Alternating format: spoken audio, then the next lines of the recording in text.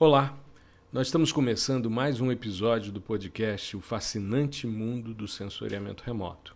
É o nosso quarto episódio e nós vamos hoje abordar um pouco mais sobre questões urbanas, porque o episódio 3 tratou de ilhas de calor urbanas por meio de sensoriamento remoto. E agora, no 4, a gente vai falar um pouquinho mais sobre potencialidades de sensoriamento remoto para estudos urbanos. Muito bem, para a gente entender um pouco essa relação, eu preciso fazer uma pequena contextualização. A minha relação com os estudos urbanos, ela é uma relação que eu já comentei no capítulo anterior, no episódio anterior, quando, no início dos anos 2000, eu comecei a estudar o sensoriamento remoto termal voltado às questões das ilhas de calor. Pois bem, mas o ano de 2019 foi um ano bastante emblemático nessa questão, porque eu tive a oportunidade de me aproximar de um programa de especialização Lato Sensu que tem aqui na universidade, chamado Reabilita. É oferecido pela Faculdade de Arquitetura e Urbanismo. É um curso em EAD e eu fiz uma palestra num evento que teve sobre questões ligadas às ilhas de calor, oferecido pelo Laboratório de Sustentabilidade Urbana. E nesse evento, que contou com a participação de outros pesquisadores da área, eu pude mostrar um pouco do potencial do sensoriamento remoto para esse tipo de análise. E aí fui convidado, então, para oferecer um módulo nesse curso, no Reabilita. Foi muito interessante porque eu tive a oportunidade de falar de sensoriamento remoto para mais de 100 pessoas. É um curso EAD, por isso ele tem uma abrangência muito grande, e eu tive a oportunidade de falar sobre sensoriamento remoto, principalmente para arquitetos. E é interessante porque o arquiteto ele tem uma visão do planejamento urbano, né? É parte da sua formação as noções de urbanismo, o trabalho com planejamento urbano, a organização desse tecido urbano, e o sensoriamento remoto, de certa forma, é novidade para eles, né? Me chamou muita atenção isso, pelo menos aqui, nesse público que nós tivemos. Eu não estou generalizando, mas me chamou realmente a atenção, porque você sabe aquela sensação de ter o olho na terra de cego? Essa foi a sensação que eu tive. Então, eu comecei a mostrar para eles uma série de potencialidades, como baixar os dados e tal, e de repente era como se um mundo novo se abrisse, e realmente é. Eu tenho hoje alguns estudantes, né, que eu estou orientando nesse curso, e tenho também alunos de pós-graduação estrito sensu que estão trabalhando com sensoriamento remoto a primeira vez e estão ampliando bastante essa visão do urbano. Interessante porque na área de geociências, né, eu sou geógrafo de formação, na área de geociências você falar de sensoriamento remoto é meio que lugar comum. Mas em outras áreas é quase que trazer uma novidade, e é muito interessante isso, porque as pessoas vão se apropriando dessas questões e vão ampliando também as suas potencialidades de trabalho. Então, esse contato com o pessoal da arquitetura, hoje, por exemplo, eu tenho um aluno que eu estou ajudando no doutoramento dele, que trabalha as questões de serviços ecossistêmicos. A gente vai falar disso um pouquinho mais à frente. Mas ele é também aluno do meu curso online, Processamento de Imagens de Satélites por meio de softwares livres. E foi ele que fez a sugestão de falar nesse podcast sobre sensoriamento remoto para arquitetos, mas com o enfoque do planejamento urbano.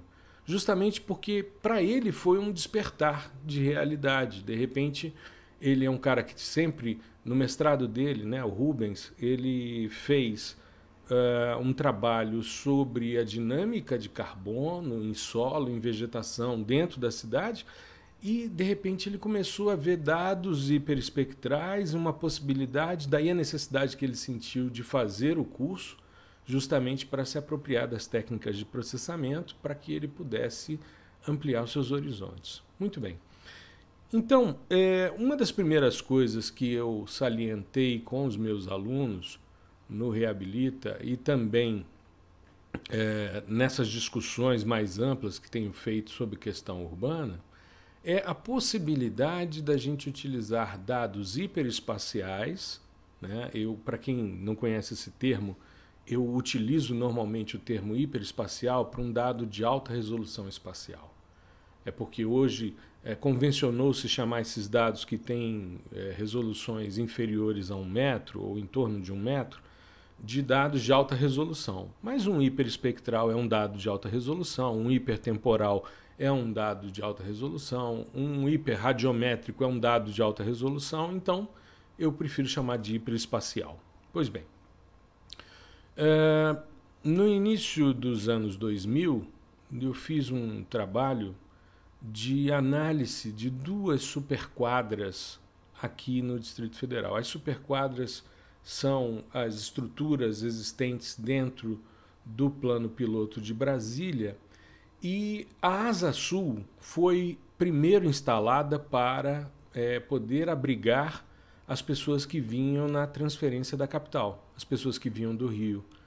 O prédio, por exemplo, que eu moro, do lado da minha portaria tem uma placa indicando que aquele prédio foi inaugurado no dia 21 de março, ou seja, um mês antes da inauguração de Brasília, e foi inaugurado por Juscelino Kubitschek. Por quê?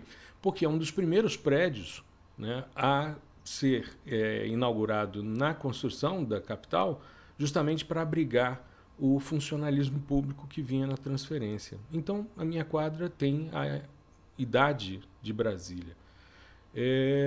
Essa superquadra que eu moro, em Brasília, ela tem um nível de arborização muito grande. São árvores exóticas do Cerrado, tem um caráter mais de paisagismo do que a dinâmica natural do sistema, né? No início as pessoas achavam que o Cerrado era uma vegetação meio feia, porque as árvores são tortuosas, a casca grossa, as folhas meio ásperas, enfim. Mas hoje em dia já se busca, né, fazer essa relação de paisagismo com espécies nativas. Naquela época não.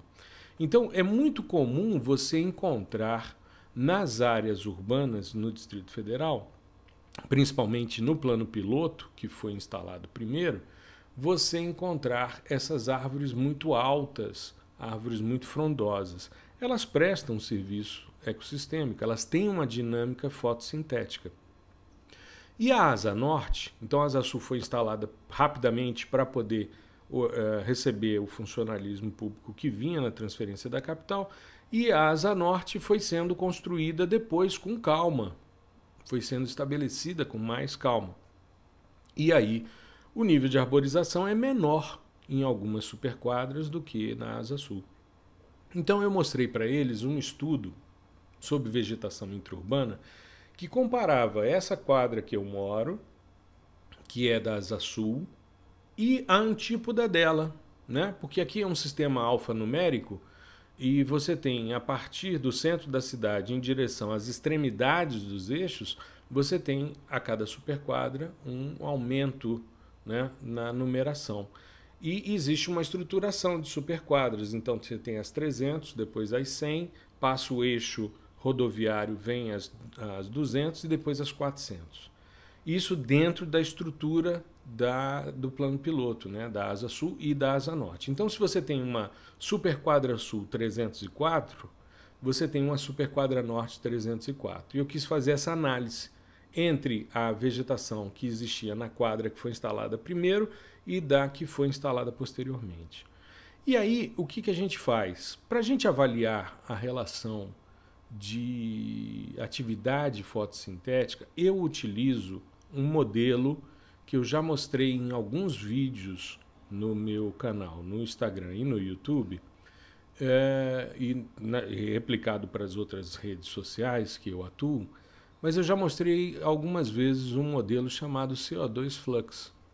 Esse modelo foi um modelo que eu vi a primeira vez no laboratório de propulsão a jato, na NASA, quando eu fazia doutorado.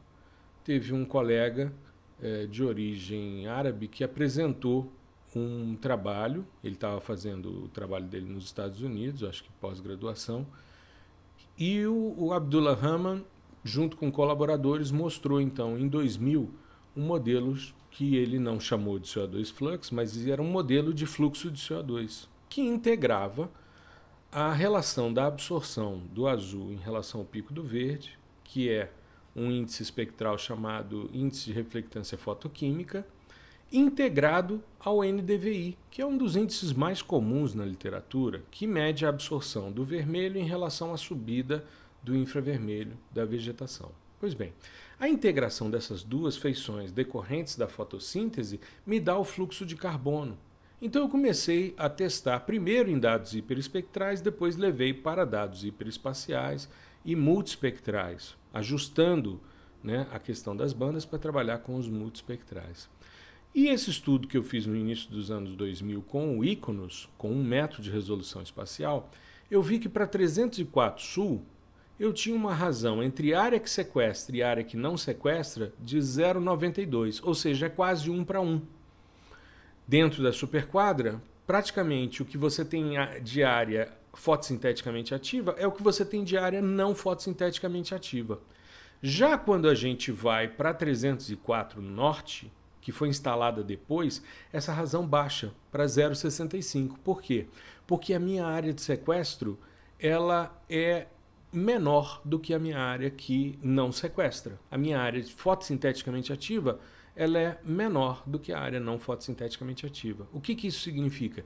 Que eu tenho mais espaços ocupados por prédios, mais áreas, né, vistas pelo sensor, ocupadas por prédios e por pista, por área impermeabilizada, do que áreas que estão sequestrando carbono e que estão também liberando oxigênio, liberando vapor d'água, ou seja, prestando serviços ecossistêmicos.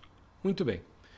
O que é interessante nessa questão é que eu já tive a oportunidade de discutir isso com alguns colegas e ver algumas formas de análise de verde urbano.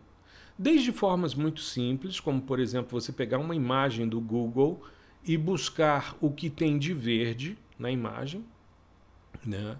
O que pode de certa forma embutir erros. Que tipo de erro? Por exemplo, se eu tiver uma quadra de esportes pintada de verde, o Photoshop vai encarar isso como sendo uma área verde e vai separar como sendo verde urbano, só que ela não é fotossinteticamente ativa. Um outro detalhe, se eu tenho a sombra da árvore, eu acabo confundindo o que tem embaixo. Por quê? Porque eu reduzo muito o albedo em função da sombra e eu não consigo ver se eu tenho área fotossinteticamente ativa ou não.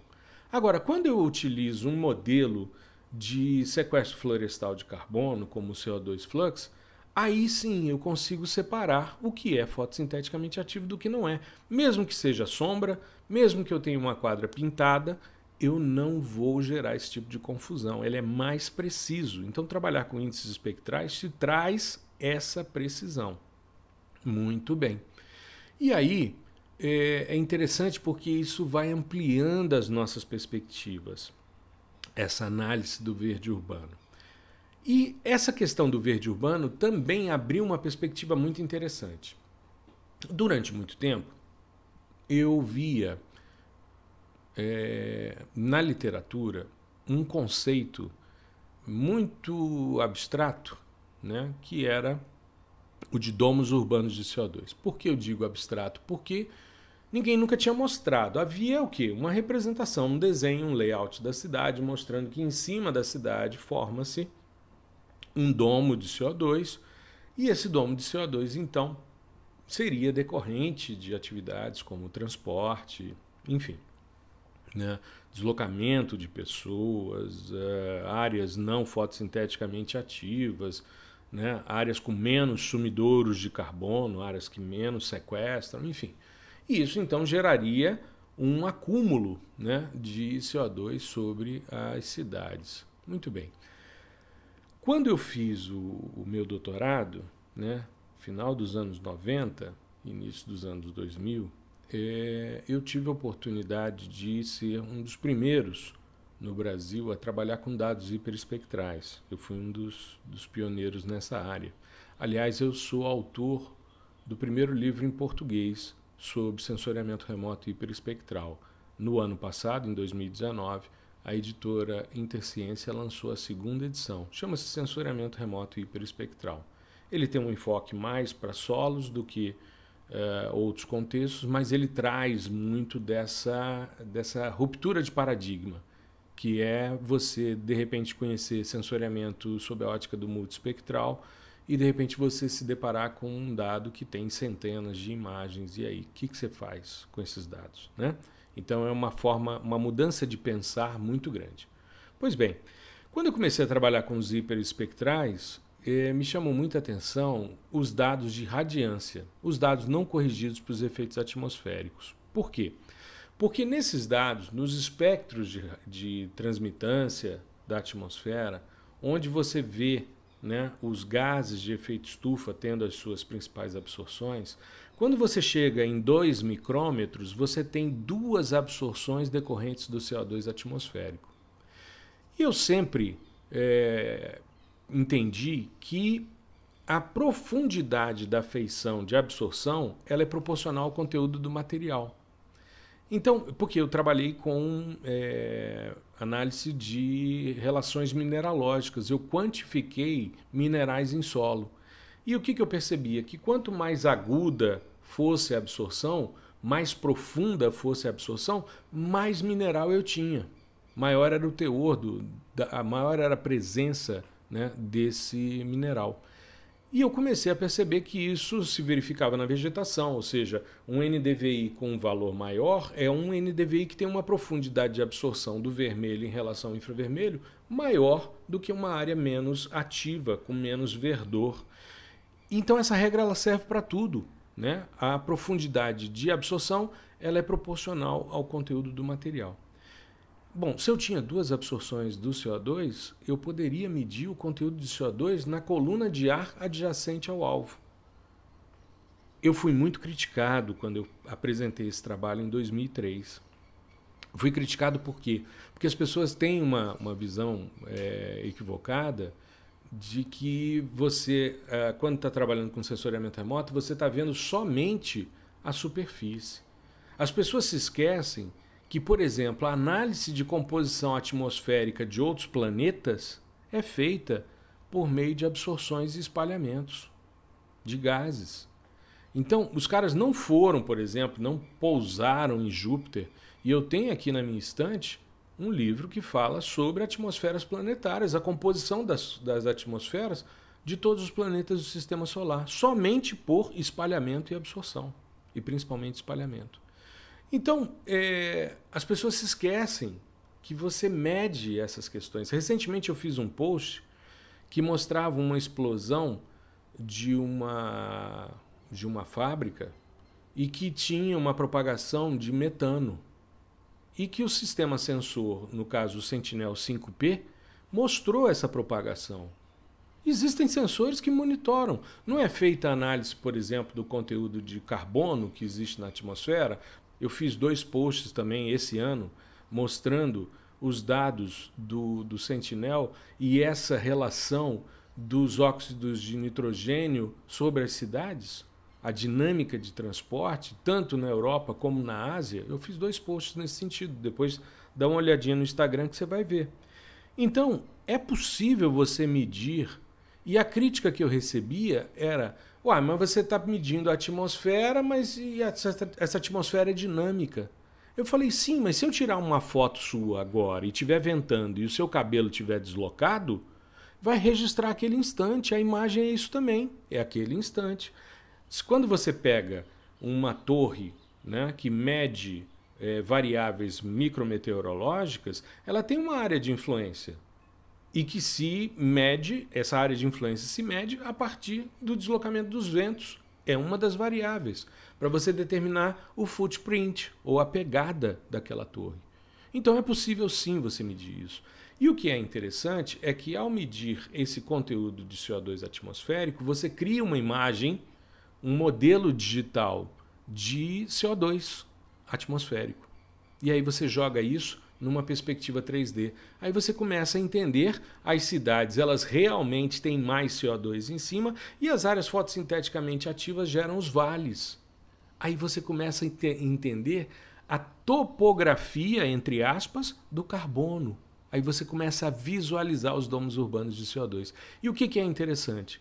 é que você, ao relacionar os domos urbanos de CO2 com a atividade fotossintética, no caso, o sequestro de carbono pelo CO2 flux, que você mede no início do espectro, no visível e no infravermelho próximo, com o CO2 atmosférico que você mede no infravermelho de ondas curtas, eles têm uma alta correlação.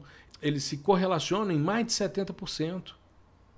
Então, faz todo sentido. Uma área que é fotossinteticamente ativa tem menos conteúdo de CO2 atmosférico.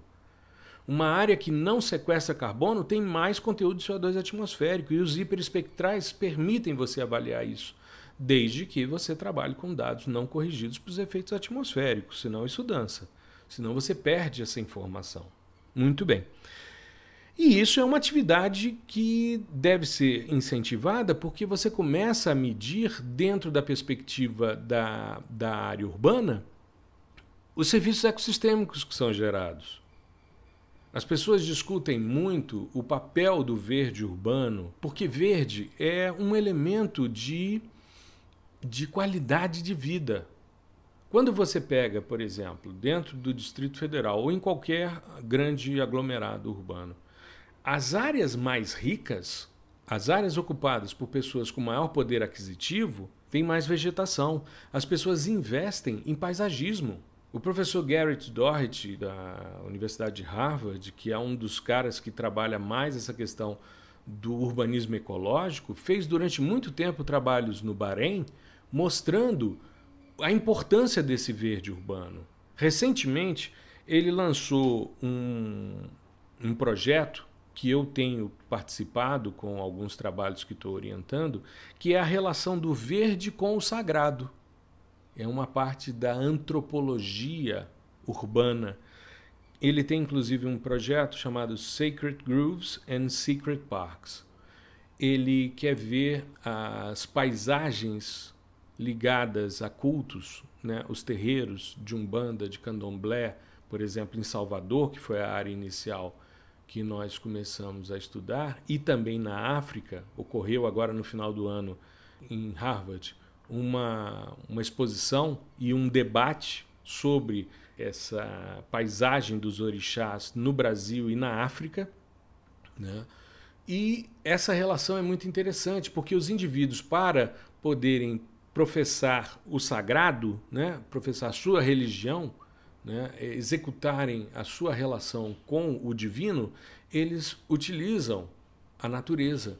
Então há um processo de preservação de verde dentro da área urbana. A gente já começou esse trabalho, dividimos a cidade de Salvador em 4 grandes áreas e estamos buscando essa relação. Porém, a localização dos terreiros não é muito precisa. O Google às vezes te dá informação no meio de uma rua, né? E aí você acaba perdendo essa referência. E também seria interessante a análise do polígono do terreno do terreiro. Mas é interessante que quando você chega, por exemplo, no bairro da Federação em Salvador, você chega no terreiro de Mãe Menininha do Gantuá, você tem uma grande quantidade de vegetação, por causa dessa relação do sagrado com o verde urbano. Então, além de ser um elemento de qualidade de vida para os que têm maior poder aquisitivo, tem uma relação também antropológica muito forte. Então o verde tem que ser pensado. Em áreas muito pobres, como por exemplo em comunidades, em cidades mais pobres, você encontra pouca vegetação. O indivíduo ocupa tudo. Ele impermeabiliza quase tudo. Ele tem lá um gramado, ele faz um piso para virar aquilo dali uma área de lazer, enfim. Então não existe essa relação. Existem áreas dentro do Distrito Federal que tem menos do que 12 metros quadrados de vegetação por habitante. Algum tempo atrás, foi feita uma análise do Distrito Federal dizendo que no DF a gente tinha mais verde do que era previsto pela Organização Mundial de Saúde, que é em torno de 12 metros quadrados de vegetação por habitante. Mas isso não é verdade, porque você pega o Distrito Federal como um todo, você tem 3 grandes áreas de conservação, 3 grandes conjuntos, que são as áreas núcleo da Reserva da Biosfera do Cerrado, que tem muita vegetação nativa. Mas você tem várias cidades dentro do Distrito Federal que quase não tem vegetação. As áreas mais ricas, sim. As casas no Lago Sul, no Lago Norte, no Parkway, que são os terrenos que têm os maiores IDHs dentro do Distrito Federal e, quiçá, no Brasil, né? Você tem ali casas com uma grande quantidade de vegetação. Então, é um elemento de qualidade de vida. E é importante, então, se fazer essa análise. Não só dos serviços ecossistêmicos gerados, mas também do bem-estar, né, que essa vegetação traz. Seja por sombra, seja por umidade, seja por sequestro de carbono, enfim, né, evapotranspiração, o que for. E para a gente fechar a nossa conversa, eu queria falar da potencialidade dos dados de luz noturna. Eu tenho vários posts nesse sentido e eu acho que é interessante a gente avaliar essa potencialidade. Dados de luz noturna são bastante úteis nos estudos urbanos. Por quê? Quando a gente avalia uma cidade, a gente tem uma diversidade de alvos compondo o nosso espaço urbano. Você tem um pixel de vegetação, você tem um pixel de solo exposto, um pixel de água, um pixel de asfalto, e tudo isso é urbano. Quando você começa a classificar as áreas dizendo isso é urbano, você acaba confundindo com as áreas de solo exposto que tem fora da cidade, com a vegetação que está fora da cidade, com as áreas de asfalto que estão nas rodovias, fora da cidade, enfim, você tem uma diversidade de alvos.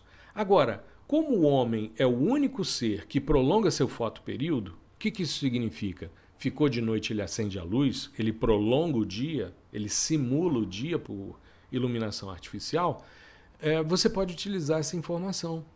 Por quê?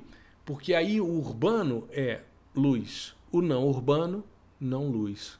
E o que é interessante é que existem sistemas sensores, porque um sistema sensor, quando ele passa orbitando o planeta, ele passa na face iluminada adquirindo as informações.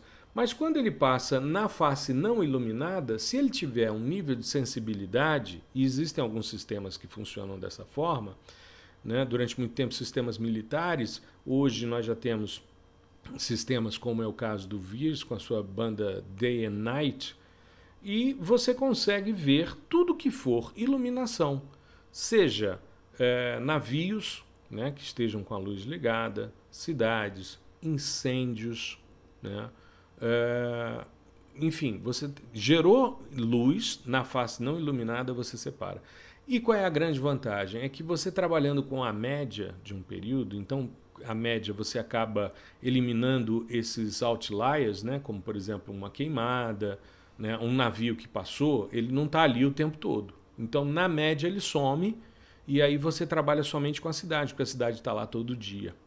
E qual é a grande vantagem? É que quando você pensa numa cidade, você tem desde casas de um pavimento a prédios com diversos pavimentos. E, então, veja, uma casa é uma unidade de luz. Já um prédio são várias casas, uma em cima da outra. Então, a intensidade de luz de um prédio é maior do que a intensidade de luz de uma casa. Isso normalmente. Então, você começa a inferir o adensamento urbano. Se você relacionar com ilhas de calor, você vê que bate. As áreas mais quentes, mais adensadas, são também as áreas com maior quantidade de luz. Da mesma forma, é uma maneira bastante eficiente, como você tem esses dados obtidos de tempos em tempos, e existem séries temporais, você consegue, de tempos em tempos, ir avaliando o crescimento, quais são os eixos preferenciais de crescimento das cidades, de forma muito mais eficiente e muito mais prática de ser trabalhada, até porque esses dados estão disponíveis em plataformas do tipo Big Data, como é o caso do Google Earth Engine. Então, é uma potencialidade muito grande. Trabalhar com dados de luz noturna é um grande barato, porque você começa a separar os adensamentos das áreas não adensadas.